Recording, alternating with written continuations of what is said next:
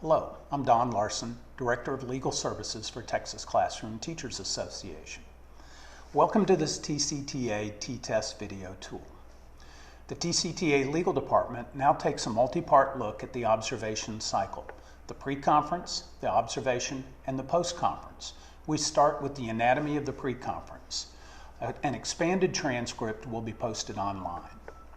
The Commissioner's rules require pre-conferences prior to scheduled appraisals starting in the second year of T-TESS. Teach for Texas recommends that a pre-conference take place 2 to 3 days before an observation.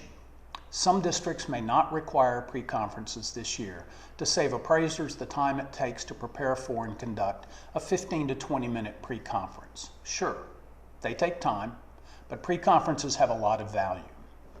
An effective T-TESS pre-conference sets the stage.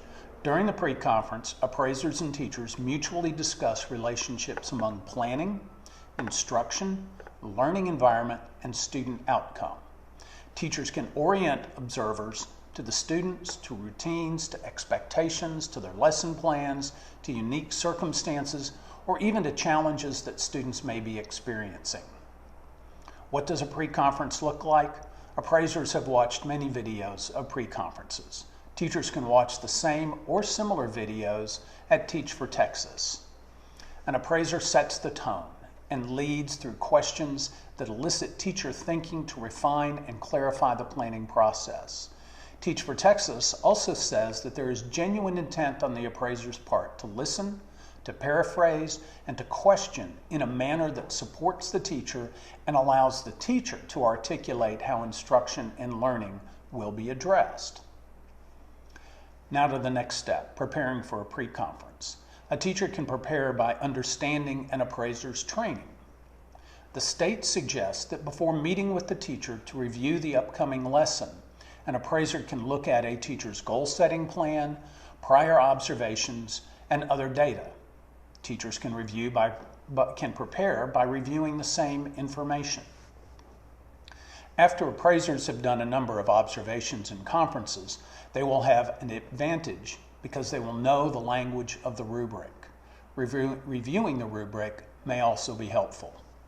We now turn to a particular aspect of appraiser training, and that is the sample questions at Teach for Texas that help appraisers prepare for conferences. The questions are worth checking out. Appraisers spent time learning to ask these kinds of open-ended questions that allow teachers to analyze and explain how they plan and teach. This is a key part of T-TESS's aim to promote growth. The questions also provide insight into the rubric and T-TESS expectations.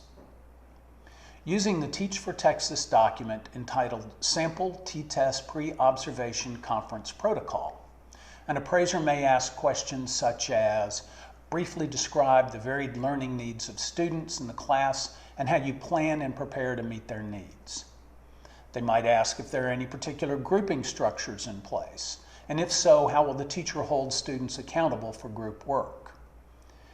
Appraisers might also ask the open-ended question, are there any other special circumstances that I should be aware of before the observation? The Appraiser Training Handbook has questions targeted to all dimensions. For Dimension 1.1, Standards and Alignment, an appraiser may ask, how do you design activities, materials, and assessments that are logically sequenced? Or, how do your activities, materials, and assessments integrate and reinforce concepts from other disciplines? The Teacher Handbook explains the rubric, focusing not on rock-solid proficient, but on the aspirational goals and accomplished. It explains the dimensions. An example question for Dimension 1.2 is, which strategies are yielding the highest results and why? The short version of preparing for the conference, the Sample T-TESS Pre-Observation Conference Protocol summarizes a pre-conference. And to put it simply, a teacher can prepare for a pre-conference by being familiar with the rubric and being able to explain the teacher's knowledge of the students, of the academic structure of the lesson, of how the teacher will assess student learning, and how the teacher will address the needs of diverse students during instruction and in groups. Until next time, I'm Don Larson. Thank you for watching this T-TESS video tool.